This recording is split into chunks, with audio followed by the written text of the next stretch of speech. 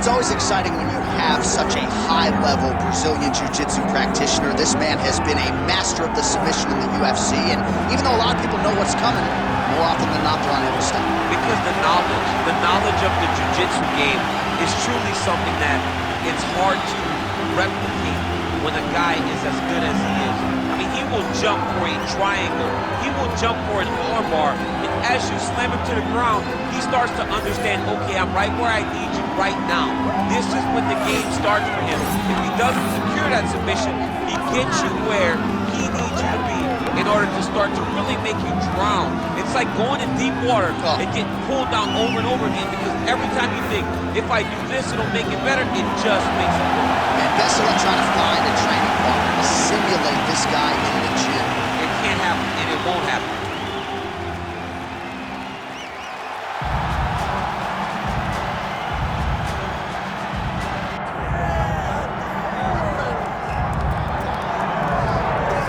So here's a fighter that a lot of people have been talking about here during fight week, really just because of the nature of his skill set. I haven't seen much in terms of a glaring weakness on film. Your thoughts? It doesn't seem like there is one. You know, when you're watching the film and you're critiquing him, there's not much to critique. When you're trying to break down where the weaknesses are, there aren't many. The guy can wrestle, he can grapple, he's got tremendous cardio, great top control, insane durability. He's got it all. He's one of the best mixed martial artists we have seen come on the scene for a long time. But he's got to continue to prove it if he wants to stay where he is right now in the UFC. And perhaps his greatest asset, at least thus far, has been his instinctual nature in the octagon, right? Just knowing which skill to employ at the right time. And certainly he's got essentially every skill you would want in an MMA arsenal.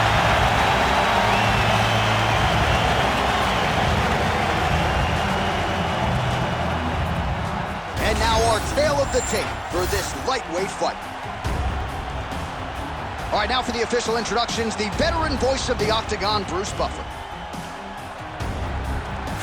Ladies and gentlemen, this is the main event of the evening.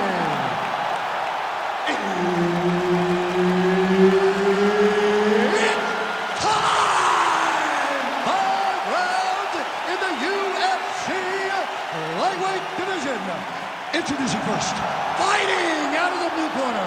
Ladies and gentlemen, he is the former UFC lightweight champion and former UFC welterweight champion and the member of the UFC Hall of Fame, the Prodigy, B.J. Penn! And now introducing his opponent, fighting out of the red corner, Jens Litzel Evil Pulver!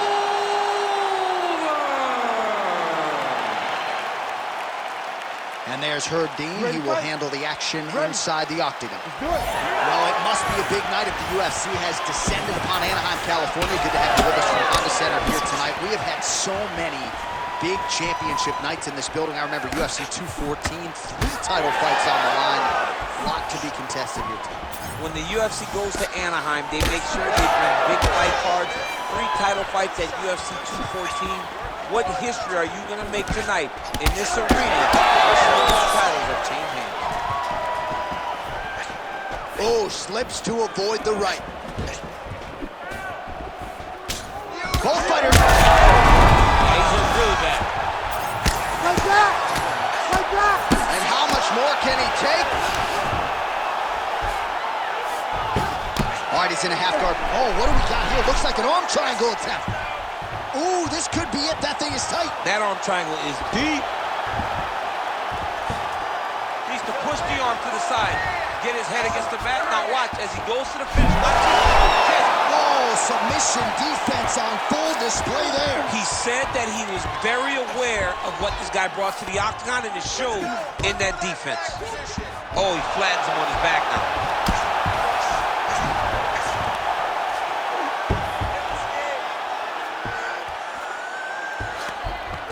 Looks like a potential submission attempt here. Oh, good technique there. He's got the triangle choke locked in.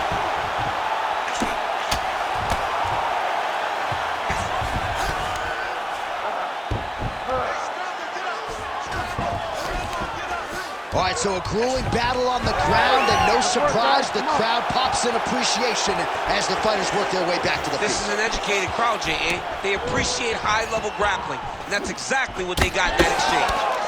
Well, it looks as though that strike maybe opened up a cut around the eye area. Yeah, it looks like that strike opened up a cut, John, but it's nothing to worry about now, but he's got to start to protect it. Landed a solid punch there. He's got great kicks also. He needs to be throwing more kicks in this fight. He hasn't thrown many at all. And he's looking for that left hand, just missed.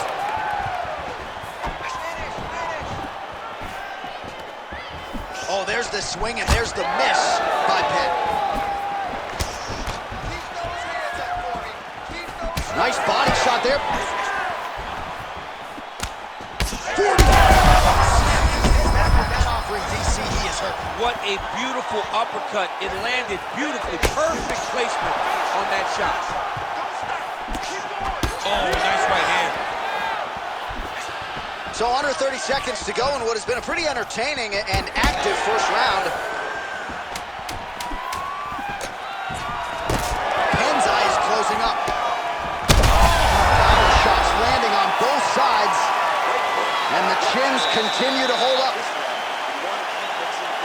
All right, there's the horn, and what a round, champ. We got to talk about the knockdown. When you knock somebody down like that, got to be kind of fun to strut your way back to the store. I mean, you are 10 foot tall. When you can drop another person with a strike, you are 10 foot tall. Now, the issue is he did not find the finish, and he used a lot of energy trying to finish that fight.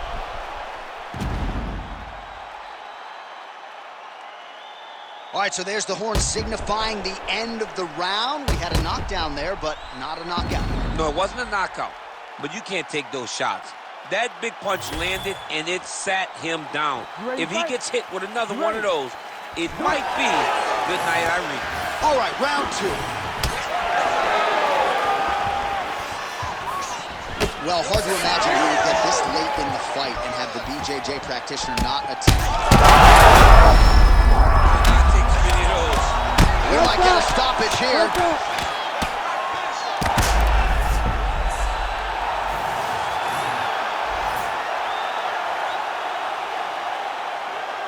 Well, he's going to enjoy watching this one back. Let's take a look at the replay of the knockout just a moment ago. It was right hand after right hand after right hand. Finally, he found the one that hit the exact sweet spot that ended his opponent's night.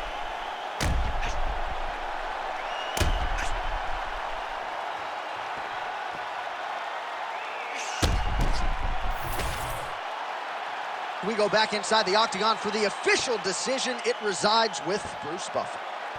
Ladies and gentlemen, referee Herb Dean has called a stop to this contest at 32 seconds of round number 2. Declaring the winner by knockout, Jens Little Evil Pulver!